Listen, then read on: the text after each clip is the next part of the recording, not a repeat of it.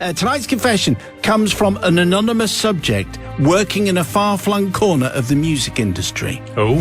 Father Simon and the collective, before exam season leaves us altogether, my confession takes us back to the early 2000s, a time when a cassette was outdated. A CD Walkman skipped and jumped on the bus, and MP3 players weren't a thing yet.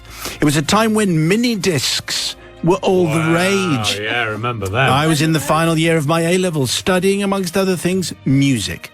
The first year of the course had been taught by an experienced worldly teacher who taught us everything from Bach to Baroque to the Beatles and everything in between, including the greatest hits of the 70s, 80s and 90s. Really? Yes, he used to say the good times certainly sounded like that. Yes. Alas, the second year was taught by a newly qualified gentleman, Sebastien, with little to no experience of the education system. To say the 2 years were a contrast would be an understatement.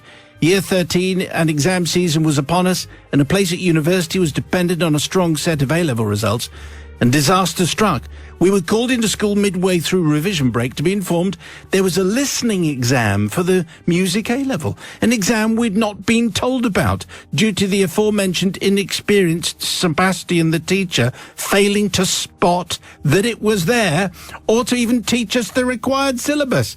We had 2 days' notice to prepare, revise and learn everything required to pass an entire module of a 2-year A-level course. Wow. Tough, huh? For the exam, we were to take our own headphones and our preferred hardware to play the listening exam audio. Could be a portable CD player, cassette or mini disc. We were told in advance what music we would be listening to. The exam would require us to listen to it and answer questions based on the syllabus that we'd been taught, or in our case, not. I went home and frantically found the music required and began to copy it onto a blank mini-disc. One of the attractive features of the mini-disc, as I'm sure you remember, was the ability to add title and artist information, which would scroll along the tiny LCD display of the mini-disc player when listening. It was then that I had an idea. Oh, yes. For the exam, each piece of music required intimate knowledge of the period, the composer, the style, the orchestration, you name it, we had to know it inside and out. Unlike the conventional cassette, a recorded song does not need, this is a bit nerdy bit, does not need to be stored as one piece on the disc. It can be stored in several fragments, similar to a hard drive. So I began breaking the pieces of music down into 10-second tracks, adding crucial information about the track to the title and artist field. Play track 1 and the display would scroll the name of the composer, the year and the period. 10 seconds later, it would skip to track 2, where I typed in the movement, the character, and the mood. Tracks 3 to 9, well, the symphony, concerto, fugue, sonata, and mixed vocal and instrumental styles, such as opera, cantata, and mass. You get the idea. Yes, I do. Yeah. 2 days later, an entire evening, he says, was spent transcribing a year's worth of research onto the limited and title and artist field of the minidisc. 2 days later, I was sat in the cavernous exam hall, nervous and woefully unprepared, along with every other student in my music class. We were truly in at the deep end. The exam started, and for the next 2 hours, we were thrown into a world we never knew we had to prepare for. Thanks, Sebastian. My fellow students sweated, panicked, and scribbled, frantically wiping their brows and regularly burying their heads in their hands. Universal despair. However, I sat quietly, headphones in, pen in hand, darting around the several hundred tracks in my mini-disc, while the crucial information and research I needed scrolled past my eyes at a snail's pace, 72 characters at a time. Composers, periods, styles, signatures, motifs, influences. Whilst there were a lot of questions that none of us could ever have prepared for, I was able to stay afloat thanks to my trusty Sony Discman and the almost completely worn-out jog wheel on the front. Yeah. Let's hear it for the jog wheel. Father Simon, I ask for your forgiveness were it not for an inexperienced teacher, poorly run music department, or failure on the examiner's part to identify the metadata powers of the rudimentary mini-disc. I would have never needed to resort to such sneaky tactics in the first place. And in my defense, the A-level results I subsequently achieved meant nothing, as I dropped out of university 18 months later and was never asked what grades I achieved ever again. Yours, as I mentioned, anonymously and working in a far-flung corner of the music industry. Well, it's basically a story of cheating in an exam using technology. My guess is Matt will forgive and Really? And Susie Yeah. went. Anyway, what do you think, Sister Susie from the pub? Well, top marks for effort. But the time that he spent popping all that information in those tiny little fields with the jog wheel, Yes. could have been spent better and actually revising the information the traditional way rather than cheating. I don't condone cheating even. So yes, it is not forgiven from me. He can jog on. He can jog on with his Very jog wheel, good. Very Brother Matthew. good. Susie taking the moral high ground. I won't be taking the moral high ground. No, I of mean, course not. it seems like a lot of faff. Frankly, putting it in with the jog wheel, all of that information. But did no one, did the invigilator, did no one spot this going on in the exam? Why has this bloke got this kit and all of the words are scrolling? He's got all the answers scrolling across his kit. So really, that's down to the people in the exam, not Anonymous's fault. So I think, and Sebastian, oh dear, with your French teaching and or music teaching, I've decided you're now French. So for that reason, I choose to forgive. Okay, 61054 on the People's Verdict, please. Do you forgive our anonymous confessee today? 61054, the first word of the text has to be Simon, and then we'll bring you the People's Verdict in the next hour. And just before the news, we had tonight's confession, which came from our anonymous person who basically cheated in an exam with a mini-disc player, largely because Sebastian, the underqualified teacher, forgot that there was a whole exam which the class had to sit. Anyway, the People's Verdict is in. Sounds like this. Yes, well, everyone is forgiving, and particularly, it turns out, if you're a teacher. Anonymous says, I'm a teacher, so normally I'd not forgive this behaviour, but these students were really badly let down by their teacher, so yes, I'll forgive on this occasion. P.S. At least they got some warning. My mum was a geography teacher who realised she taught the wrong syllabus as her students turned the first page of their exam papers. She waltzed into the exam room and told them all which questions they could answer. Very different times. Nina, English teacher, says, I forgive and also give top marks for ingenuity, aplomb and effort. Totally forgiven, says Keith in Brentford. Sebastian clearly let the class down, and this was good use of initiative and technology to overcome the failure, and I say this as an ex-teacher. And finally, Ingrid says, I stumbled across your drive time radio show this afternoon and was delighted to hear the A-Team is back on radio where they belong. Looking forward to hearing plenty more of Greatest Hits Radio. Oh, and the guy is totally forgiven. All right, so it was actually a big plug for us, yes, and then a little bit of forgiveness. Bit of forgiveness. At the end. Yeah. Okay, thank you very much indeed for those. Your confession, please. Come on, schools. Come on, examiners. We need to hear from you. Confessions at greatesthitsradio.co.uk. Next confession tomorrow, 5:45. You're not going to want to miss it because it's fabulous and it's coming next. First of all, confessions at greatesthitsradio.co.uk. That's where you send your confession, as long as it's legal and it doesn't involve laxatives. Okay. I mean, that's the... Oh, let me just turn that. Hello. That's the way it works. Confessions at greatesthitsradio.co.uk. If we use yours, you get a smart speaker. Today's confession comes from Jasper, the Jolly Jester. An unpromising start, No. you have to say. Not forgiven. Not Okay. forgiven, sorry. Dear Father Simon, Brother Man, Sister Susie, once upon a time, at a Royal Military Academy far away, well, not really because it's Sandhurst, there was a period, namely 2005, when two of our Prince Charmings, Officer Cadets Wales and Wales, that's Harry and William, Wow. were undergoing their military training. At the time, I was a colour sergeant instructor. No idea. Entrusted to educate our future military leaders and, as it happens, monarchs too. Now, as you can imagine, security in the academy was tight. Yes, we can imagine that. So when I was given the opportunity to teach the cadets how to search a vehicle for improvised explosive devices, I figured it was my time to shine and put myself in the spotlight, says Jasper, the Jolly Jester. Okay. That night I hurried home full of ideas on how to make the training as realistic as possible so that the instruction really sunk in and would stay with the cadets throughout their careers. I quickly set about pinching some of my son's white plasticine and pulled the gubbins out of his broken remote control car and started meticulously sticking coloured wires into the white Play-Doh block.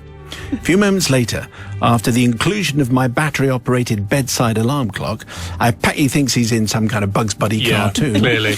I packed it all neatly into a suitable-sized container, which happened to be my daughter's pink My Little Pony lunchbox.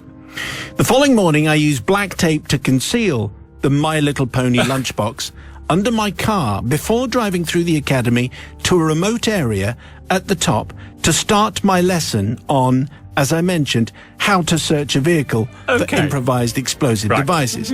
The officer cadets were deeply attentive as usual and not at all fazed by two low-flying helicopters circling above, nor by the sirens and flashing blue lights coming from the academy grounds at the bottom of the hill. A few minutes later, my company sergeant major pulled up looking flustered and barked, "Have I left any packages near the academy adjutant's house?" Dear. Oh, good. What's that, I said. Company sergeant major. I said, "Have you left any packages near the academy adjutant's house, you nasty little man?" It's Windsor Davis. I told him, shut up. I told him, no, I don't have that kind of thing going on in the jungle. And with that, he was gone. I remember thinking to myself, what sort of a fool would leave a package outside the adjutant's house with security as high as it was? It was at this point I turned to my cadets and asked them if they had found my hidden device yet. "No, Colour Sergeant," they disappointingly exclaimed. "We've searched inside and out your car, found nothing." Smugly, I asked them to step aside as I dropped onto my back, scooched under the car, only to be greeted by two flapping strips of black tape and no My Little Pony lunchbox. Oh, no. Within seconds, I was racing towards the centre of the academy grounds in the car. I turned corner past New College building, was confronted by quite a scene. I got as close to the academy adjutant's house as I could before being stopped by an RLC bomb disposal officer at the cordon perimeter. I left my car and weaved between the flashing blue lights and police cars until I came to the bomb disposal guy who was operating the remote-controlled robot that was about to conduct a controlled explosion of my daughter's pink lunchbox, which had fallen off my car and was by now by my adjutant's lovely Audi sports car. I rapidly explained my case before he blew up my boss's car and thankfully was allowed to retrieve my training aid, and that's when the fun for the day stopped. I spent the next few hours being grilled by seemingly everyone in the academy who had pip and crowns on their chest. "So, I see a My Little Pony, Colour Sergeant." "Yes, sir." "Is this a Generation 2 Friendship Garden, Colour Pony?"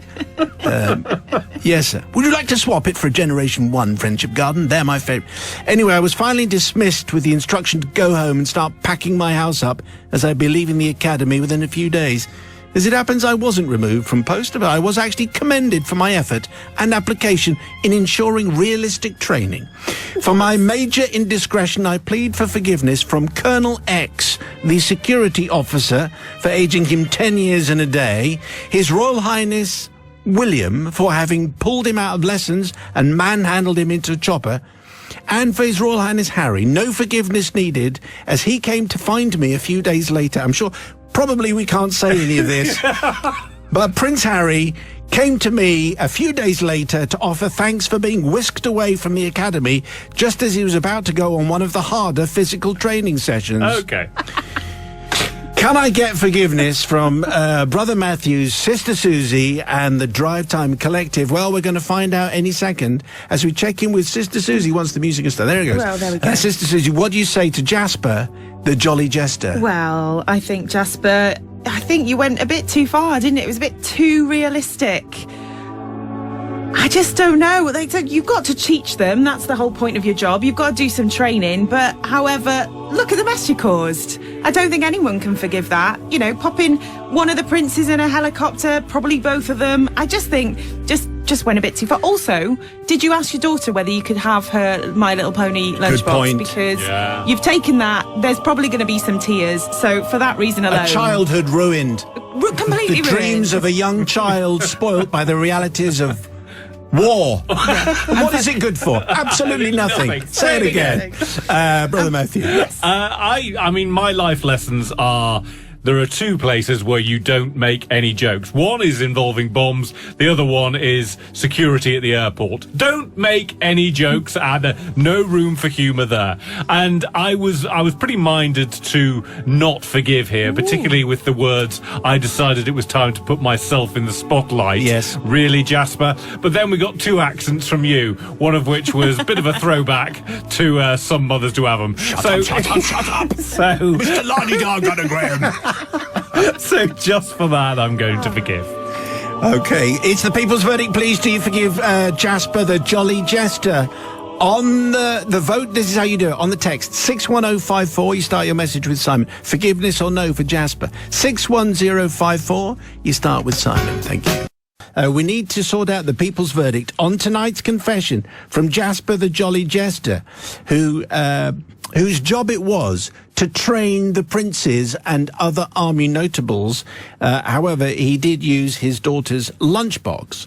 It was a My Little Pony lunchbox. I have been commended for my accents. Yes, everybody thinks they're fabulous. What's the people's verdict, though, Brother So, Matthew? again, everyone is forgiving. Pat in Boston, in Lincolnshire, says, I'm a former military instructor, therefore I forgive, as we had to make the training as realistic as possible. My son went to Sandhurst, says Julia, and is now in the Royal Engineers doing, among things, bomb disposal. So, yes, I forgive. Elliot in Birmingham says, forgiven, but it ain't half hot, Mum, not Some Mothers Do Have Them. I always get those mixed up. Yes, it was, wasn't it? Indeed, yes, yeah. That is true. Rachel C says, I wasn't going to forgive, but then my husband reminded me that I managed to get a whole army camp shut down and the bomb disposal squad summoned because of a box of chocolate brownies that I'd been sent in the post. So yes, Jasper, it's all good. You're forgiven, and more army accents, please, Simon. I think that is. I think that's Definitely. definitely the case. If you Yes. have a confession which involves accents, all welcome. I can do pretty much everything.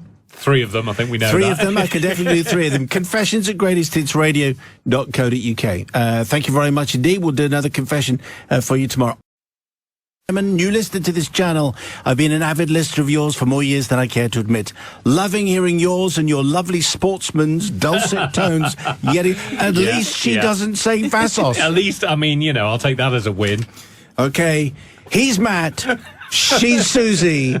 And it's time to do our top confession. And all you have to do, if you want your confession actually on the radio, all you have to do, send it in it has its own email account. Confessions at greatesthitsradio.co.uk. If yours gets selected, you get a smart speaker. That's confessions at greatesthitsradio.co.uk. Tonight's comes from Basil. Thank you, Basil. I am pleased you are, dear Father Simon, I am pleased you are back in the drive time seat. This has prompted me to share my secret. Yes, this confession goes back to the summer of 1976 when I was a first-year geography student staying in the halls of residence at a polytechnic on the south coast of England. Standard at university, the facilities at the accommodation included a shared kitchen, and the daily problem was anything left in the communal fridge tended to disappear, as if by magic. Math students were the worst, closely followed by the arts students. Ugh. Who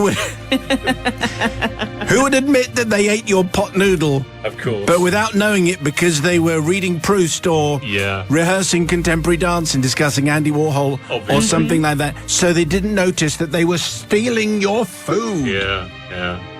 Anyway, in order to celebrate my birthday, says Basil, I decided to treat my two student friends and cook a meal for the three of us. I decided to push the boat out and buy a fillet steak to have with all the trimmings. Knowing this feast would disappear if left in the communal fridge, I came up with the idea of not putting it in the fridge. Genius. Of course. But placing the steak, wrapped up, of course, for hygiene purposes, in a white plastic bag on the windowsill of my upper floor bedroom to keep cool. With the although this is the summer of 76, which some people might remember was the long hot summer of 76. Oh dear. And a very, very big heat wave. With the satisfaction knowing that if my steak fell off, the bag would only fall to the floor below and I'd be able to get it fine. Having purchased the steaks, the cost of which were a full week's food money, I placed it outside on the windowsill. Went about my duties for the day, duly returned to my bedroom later. As I opened my window, I noticed an unusual number. I would say a large flock of seagulls outside. I should say, obviously not the English New Wave and synth band, because that would be surreal. Oh, look, it's flock of seagulls. And you're playing Iran just on my windowsill. How did you climb all the way up? Mike and Ali score with your crazy hair. Anyway, these proper seagulls, they suddenly flew off. Anyway, I checked the windowsill and the bag had gone. Nor was it directly below on the ledge. But when I looked along about 5 yards along the ledge, I saw this mass, red in colour, and you guessed it was the stakes, with the white bag nowhere to be seen. I duly climbed out of my 4th floor bedroom window. What? Onto the ledge. Now, maybe this was taking it all a bit far. I mean, a Tesco steak is great, but it's not worth falling off a ledge for. Even a Tesco finest steak, with added, elegant, clean-tasting Pinot Grigio and choice of puddings. Anyway, I walked gingerly onto the ledge to retrieve my bounty. I realised that the seagulls must have been at the bag as an attraction, flown down, dislodged it from the windowsill, then dragged it along the ledge as I found some gravel and other business mixed in with the stakes from the ledge's surface. I climbed back through the window. The red mass of stake, upon examination, appeared almost intact, and after removing the embedded gravel pieces and oozy guano, it's just natural. It's what happens in nature. Is it? I duly set about preparing the meal and dished up just in time for my fellow guests. After the meal, the response was of great satisfaction. Thumbs up, asking how did I cook it and did I tenderize it? Well, I simply smiled and nodded, thinking the seagulls must have played their part with their beaks, a pecking and a tossing and a dragging along the ledge. Needless to say, I ate none of it, saying it was the excitement of the occasion itself which had dampened my appetite. But anyway, more for my friends. I ask for forgiveness, says Basil, as both my friends enjoyed their meal, even though I saw little of them for several weeks afterwards. I also ask forgiveness from the flock of seagulls. Not band. Yeah.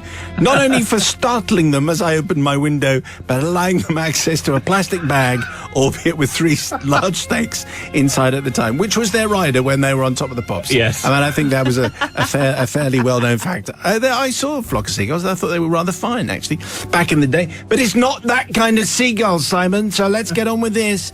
Basil needs your forgiveness. The people's vote is incoming. However, Sister Susie from the pub goes first. Well, I'm feeling quite mean this week, actually, because you lost to me, Basil, with the words, in a white plastic bag for hygiene reasons. How is that going to help your steaks on the windowsill? I'm afraid it's just ridiculous. Of course someone was going to eat it, whether it was the flock of seagulls, whether it was a squirrel, whether it was any kind of animal that would have got the steaks on the windowsill. You don't leave food there. No. And then eat it. No. No. Well, absolutely. So not forgiven? Not forgiven. Is that what you're saying? Okay, not forgiven from Sister Susie. Let's check in with the guy with the morals of a sewer, named Matt Williams. No, it's me. I think I would say, I remember at uni, I often put food in a bag outside my window. What? And because basically, A, stuff would get nicked in the fridge, and B, there was never any room in the fridge. And most of the time, it was cold outside. So, things were perfectly well preserved. I don't think I'd have left raw meat out there. I also seem to remember the first 2 weeks living entirely on toast. It's one of those things. Just one of those things. No one died here. It was all fine. We don't know that. Well, I'm pretty sure no one died. They would have mentioned it if they had. So in that case, everyone was fine. And a little bit of guano and grit with your steak. There's no problem there. So definitely going to forgive. Okay, so it's the people's verdict. That's what we need. 61054 on the text. First word has to be Simon. 61054. Do you forgive Basil? Yes or no? On tonight's confession from Greatest Hits Radio. Anyway, a while back we had Basil's confession about a visitation from the flock of seagulls who pecked and did their business on a steak, which he then served it up to his friends, who he hasn't heard from since. People's verdict is in, and it goes like this. So Brooke in Blackpool says, no mercy from me, not forgiven. I was fancying my tea till I heard that. How absolutely repulsive. I should have done a warning, I realised. Yes, indeed. Lee from Camberley, though, says, definitely forgiven. Haven't laughed so hard in months. Well done for salvaging the steaks. Julia in Sway in Hampshire. Oh my goodness, no, not forgiven. Seagull guano, and this got served up to friends. As an ex-student, says Brian, I understand and forgive, but please tell me you don't now work in the cooking industry. And finally, Vicky in Northampton says, not forgiven. I don't think it's necessary to give a reason, it's obvious, but more to the point, it's at times like these that you do have to ask yourself, what would Vassos Alexander do? I mean, come on. Love it. Thank you very much. Your confessions are very welcome. Confessions at greatesthitsradio.co.uk. Another confession for you tomorrow around about 5:45 time, where it's confession time. Please send in your confession. If you think you've got an interesting tale to tell, then send it to confessions@greatesthitsradio.co.uk. If we use yours, you get one of our smart speakers so that you can say play Greatest Hits Radio, and then, I mean, everything is perfect in life, basically. Brilliant. That's the way it goes. Send it in, confessions@greatesthitsradio.co.uk. Today's comes from Bernard. All right, Bernard. Father Simon and the Forgiving Crew. My tale goes back a few years to when I was running a cycling B&B in the Veneto region of northern Italy. During our 10 years of running the B&B, we had visitors from all over the world, from places as diverse as Australia, Canada, many parts of Europe, and of course, America. Around 2017, I actually had a group of friends staying with me from my native northeast of England, which was quite a relief from some of the groups of needy and somewhat incompetent American riders, some of whom could hardly change gear and had propensity for dressing in very loud cycling shirts. This opening bout of xenophobia over, we move on. Needy American cyclists, Okay. So there we were, a group of 6 friends out riding in perfect weather in some of the most stunning cycling locations known to man. Our ride for the day was a nice warm-up along the valley floor before taking on the 11-kilometre climb to the beautiful little mountain town of Castello Ticino for some well-deserved espresso and gelato. The climb was typically Italian, with lots of hairpin bends and great views along the way. At around the halfway point, there was a particularly beautiful viewpoint where I usually stopped with guests for the obligatory photo opportunity. As we all lined up with our phones and cameras, I took out my phone, which had a function on it where instead of pressing a button to take a picture, you only had to say cheese, and the camera would take the picture. At this point, I did a little bit of research and found out this is definitely true. It's a Samsung Galaxy that has this feature. You say cheese and it takes a picture. Agreed. Yes, that's what happened. Pressing a button. Quite a bonus feature for a non-fruit-based device, says Bernard. We all lined up on the bridge overlooking the view to the valley below. I called out cheese and my phone clicked, taking the photo. I then noticed my friend, we'll call him Bob, do a quick double take, looking at me in amazement and said, how did you do that? Seeing which way this was heading and knowing that his fruit-based phone didn't have this function, I said, oh, you just turn on your camera, you point to what you want it to take a photograph, and you just shout, cheese. Oh, cool, said Bob. Immediately held up his phone to take a picture. Cheese, he said. Of course, nothing happened. Bob looked a bit disappointed. Try a bit louder. Maybe it's volume related. I said, cheese! Bob shouts, no avail.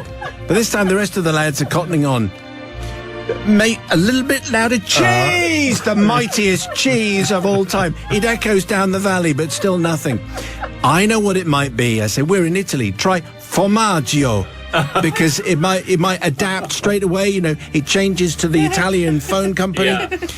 Anyway, so we do the whole thing. Formaggio!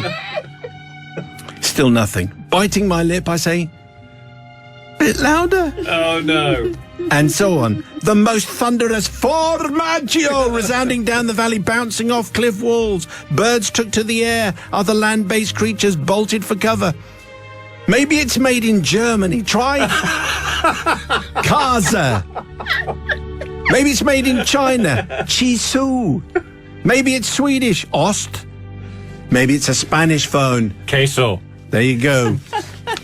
Try that. Queso! Nothing. Absolutely nothing. Strange. I said that function must be turned off. You'll have to go into your settings, Bob, to activate it. We don't have time. We've got to saddle up. Come on. Bob, by now puce of face and sweating with all the shouting, forlornly put his phone away. Later that evening, he spent an epic session in his phone settings looking for the cheese function that just wasn't there. He even tried the voice activating thing. Siri, find me cheese. Find me cheese. Father Simon, I would like to ask forgiveness, firstly from Bob, who never did access the cheese function despite many, many hours of scrolling through his settings. Secondly, for terrifying the wildlife of northern Italy, already have enough to contend with Italian hunters taking pot shots at them, which sounds like another story Yeah, altogether. that does. Okay. And also to the cheese sellers of many nearby mountain farms who must have been preparing tables full of locally made cheese in anticipation of very hungry travellers who sounded mad for a bit of formaggio or queso or chisu or just cheese. Anyway, Bernard it is sending in tonight's tale. What do we say to Bernard for apps? He was a little bit cruel, maybe, on his friend Bob. He never explained to Bob he just had the wrong phone, which didn't have the right function. Sister Susie from the pub. Oh, Bernard, that really, my cheeks are hurting. That was very, very funny. I don't think there was any malice in it, and after the evening of spending looking for the cheese function, he probably did tell him, hopefully, or someone did, that it was the wrong phone. So I feel like that was just a bit of a laugh. We all had a giggle. What's the harm? I'm going to forgive. Okay, looking good for Bernard. What do you say, Matthew? Well, I'm going to. Obviously, that got very dull Mio advert midway through that, didn't it? Bob, it doesn't strike me as the brightest individual. Controversial, I know, but I don't think he is. The best bit of that is Bob spending the evening going through his settings, cheese. trying to find. I need some cheese. Find my cheese. Someone is writing that app even as we speak. So I'm going to forgive, because, we've all got a friend who, bluntly, not the sharpest tool, and if you're going to have them shouting cheese into the valley, then you're going to take it. So, yeah, definitely forgiven. Hey, smart speaker, find my cheese. Find my cheese. See what happens there. Okay, so it's the people's verdict. Do you forgive Bernard, yes or no? On the text, please, 61054. The message has to start with Simon. Do you forgive? 61054. First word is Simon. The people's verdict is on the way, as is a lemon meringue pie. The people's verdict is here. Matt has it. What do they say? Yes, Michaela in Chichester says, I'm going to forgive just because I've just found out that I've got the cheese function on my phone. Rob in Bristol, of course Bernard's forgiven. Who in their right mind would pass up an opportunity like that? Cass in St. Column in Cornwall says, I'll forgive him. Absolutely hilarious. I'd expect they'll still breathe the best of friends. Okay. We agree. Brett and Helen in West Bromwich say, we agree that with Sister Susie and Brother Matthew, my mum calls me Matthew, and say forgiven. And finally, Brian, who's after my own heart, says, cheesy come, cheesy go, let him breathe. Okay, Yeah. all right, very good. Yeah. Well, confessions at greatesthitsradio.co.uk for your confession. If we use yours, you get a smart speaker.